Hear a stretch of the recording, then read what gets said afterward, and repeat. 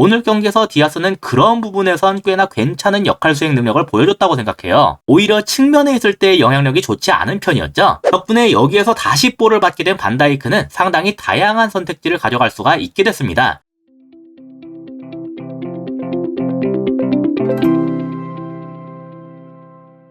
안녕하세요. 축구보는 기자 축복입니다. 리버풀이 맨유와 0대0 무승부를 거뒀는데요. 리버풀이 전체적으로 경기를 주도했지만 끝내 득점을 하진 못하면서 답답하게 끝난 경기였어요. 하지만 전술적으로 보면 몇 가지 재밌는 포인트들이 있었는데 오늘은 이에 대해 다뤄봤습니다. 먼저 리버풀은 기본적으로 4-3-3 포메이션을 쓰는 팀이라고 할 수 있는데요. 여기서 중요한 건 왼쪽과 오른쪽 풀백의 역할이 다르다는 거예요. 아놀드는 중앙으로 들어와서 마치 수비형 미드필더처럼 위치하는데 시미카스는 보다 측면 위주로 올라가는 움직임을 보입니다. 그래서 마치 수미가 둘인 것처럼 위치하기 때문에 좌우측 중미들은 모두 공미처럼 위치할 수가 있게 됐죠. 그리고 이러면서 이들보다 앞에 있는 선수들의 움직임도 좌우측이 서로 달라지는데 이게 바로 오늘 리버풀 전술의 포인트였습니다. 주목할 포인트를 가진 선수들은 이 3명인데요. 먼저 루이스 디아스의 모습을 보시면 지금은 왼쪽 윙어처럼 보이죠. 실제로 리버풀이 볼을 왼쪽으로 전개할 때는 이와 같이 윙어답게 위치를 했는데요. 왼쪽에서 볼이 돌 때는 리버풀 전체의 모습이 이래도 괜찮습니다. 하지만 오른쪽으로 볼이 돌게 될 땐 얘기가 달라지는데 바로 이 지역이 비워진 상태이기 때문이죠. 아놀드가 중앙으로 들어오는 것 자체는 좋은데 이렇게 오른쪽 측면이 비워진 상태로 있으면 상대가 중앙만 딱 틀어막아도 코나테가 볼을 보낼 옵션이 없어지게 되겠죠. 여기에서 이 포인트로 삼은 3명의 움직임이 중요해집니다.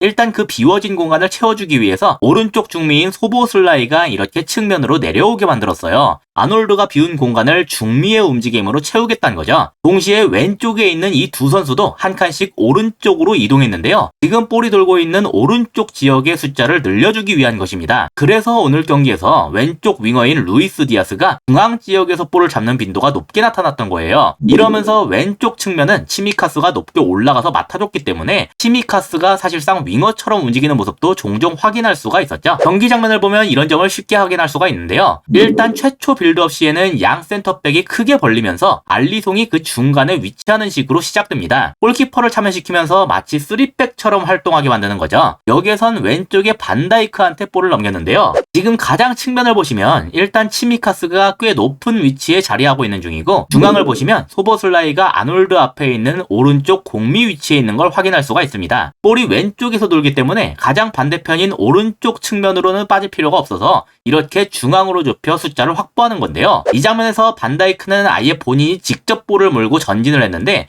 중요한 건 그 앞쪽 선수들의 위치예요. 일단 중앙에 수비형 미드필더 자리에 2명, 공격형 미드필더 자리에 2명, 그리고 왼쪽 측면에 치미카스와 루이스 디아스가 위치하고 있죠. 그래서 리버풀은 당장 볼이 돌고 있는 왼쪽에서는 상당한 숫자를 확보할 수가 있게 된다. 그리고 오늘 치미카스가 상대적으로 높은 위치에 있었기 때문에 이렇게 반다이크가 직접 볼을 몰고 전진하는 장면들이 종종 보였는데 이럴 때 좌측 수미인 엔도가 살짝 뒤로 빠져서 반다이크가 여차할 때 뒤로 볼을 돌릴 수 있는 패스 옵션을 확보했어요. 동시에 앞을 보시면 누니에스까지도 여기로 좁혔기 때문에 전체적으로 맨유의 수비진이 죄다 여기로 쏠리게 됐죠. 그래서 이 지역에서 패스가 안 되겠다 싶으면 반대편에 있는 코나테한테 넘기거나 여차할 때는 아예 살라한테 롱패스를 때린다. 이게 오늘 리버풀의 좌측 공격 컨셉이었습니다. 그리고 이어지는 장면인데 방금 장면에서 엔도는 코나테한테 넘기는 걸 선택했어요. 여기서 주목할 건 소보슬라이의 움직임인데요. 방금까지는 중앙에 있었지만 볼이 이렇게 오른쪽으로 돌게 되니까 바로 측면으로 뛰어가기 시작하고 있죠. 그래서 코나테가 이렇게 측면으로 볼을 빼낼 수 있는 옵션으로 활용될 수가 있었습니다. 지금 위치만 보면 마치 풀백과 같은 수준이라고도 할 수 있을 정도인데요. 동시에 지금 전방 선수들의 위치도 주목할 필요가 있는데 일단 왼쪽 풀백인 치미카스는 그대로 최전방까지 올라갔고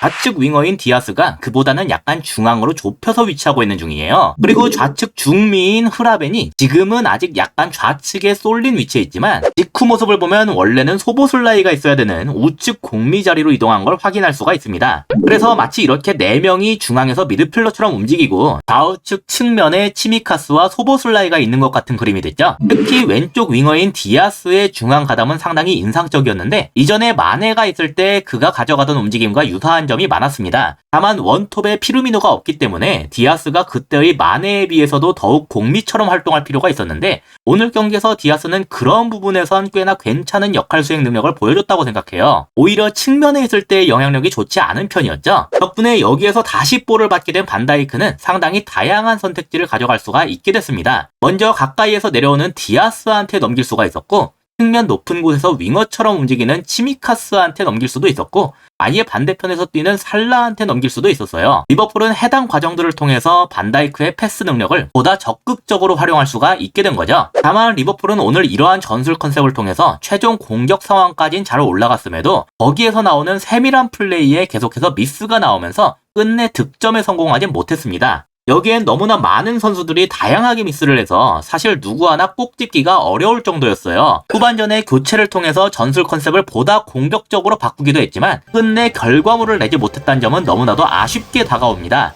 그러나 그럼에도 오늘 리버풀의 전반전 컨셉 자체는 다룰 만한 가치가 있었고 앞으로의 경기에서 보다 나은 모습을 보일 수 있으리라고 믿습니다. 이상으로 오늘의 영상을 마치도록 하겠습니다. 시청해주셔서 감사합니다.